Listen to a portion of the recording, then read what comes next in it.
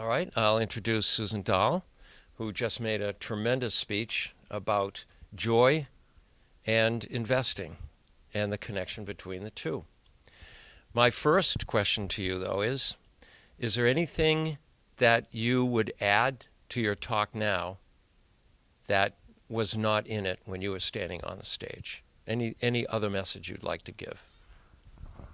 I think pulling together the whole discussion on simplicity is one piece that I might have spent more time on if I had a little bit more time, because it's so important. Simplicity is important because it empowers us. It gives us a sense of control.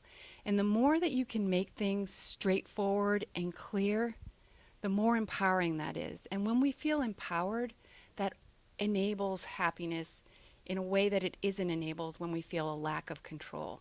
A lack of control sort of shuts the door on happiness. And so sort of combining the elements of the talk and really pulling together the idea that simplicity is about us feeling control and us feeling empowered. And the more straightforward and simple we can make things, the more we're able to get to that. Thank you. Now, one of the words that you used frequently throughout your talk was joy. Mm-hmm. Joy being very similar to happiness, and maybe they're interchangeable. How difficult was it for you to find joy working in an industry that is male-dominated and pretty rough, the investment world? Yes. Can you speak a little bit to the audience about that?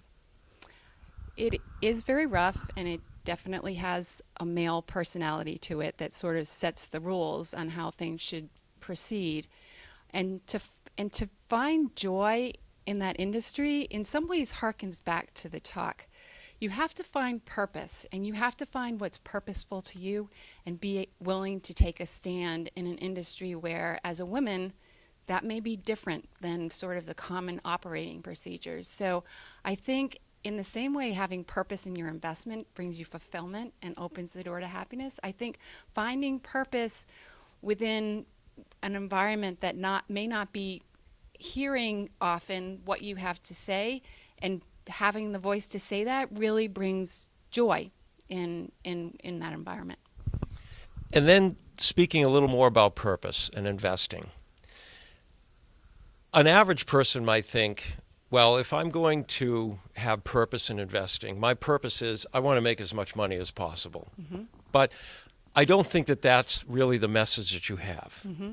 So from a standpoint of somebody who's looking to invest and invest financial wealth in particular, how does purpose relate to that? What kind of purpose are you talking about?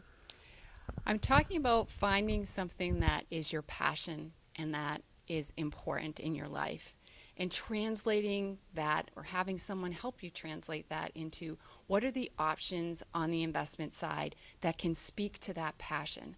Because when you have a passion, it's strongly empowering, and it makes the investment have purpose that brings you joy more than the next dollar. And the science on the next dollar is that the next dollar doesn't really progress you towards happiness, but a sense of purpose absolutely does that. And that's why in the talk I talked about, my real estate client who had passion in real estate and used that as their growth asset or a core for their growth asset.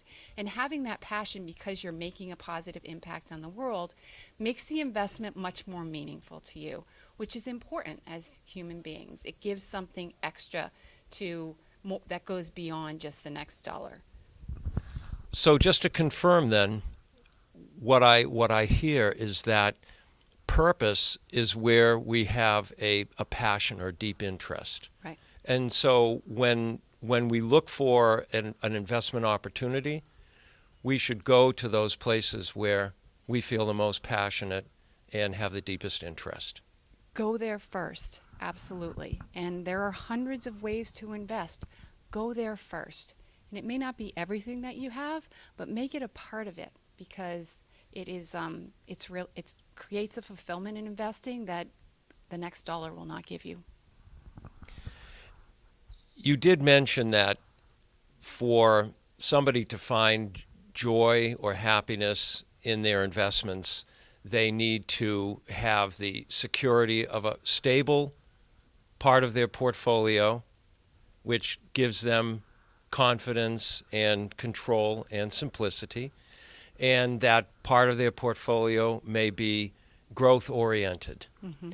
And that we learned from our lemonade stand how to invest in growth. Yes. Could you tell us one of the lemonade stand lessons that we should be remembering when we're looking to invest that part of our portfolio for growth? Right. So when you think about building your lemonade stand when you were a kid, what were the things that helped you to make money at your lemonade stand, which was your goal, right? Because you wanted to go buy an ice cream, or you wanted to go, get a bike or something like that. So when you think about the lemonade stand, you think about how big is the neighborhood? Is the neighborhood growing? Are people interested in having lemonade? Is it summertime? Is it wintertime? And those sorts of things. And does your next door neighbor want to set up a lemonade stand too? Those sort of things is a lens through which to think about business and how much potential a business has, or even a region. So you think about emerging markets. Is the neighborhood growing? And that kind of speaks to the lemonade stand. The lemonade stand can get you to your ice cream cone faster if you have a growing, vibrant neighborhood, right? So with that, given that we are in early November and the temperature outside is in the 60s, I'll end my questions and invite you for a lemonade. Oh, Thank you.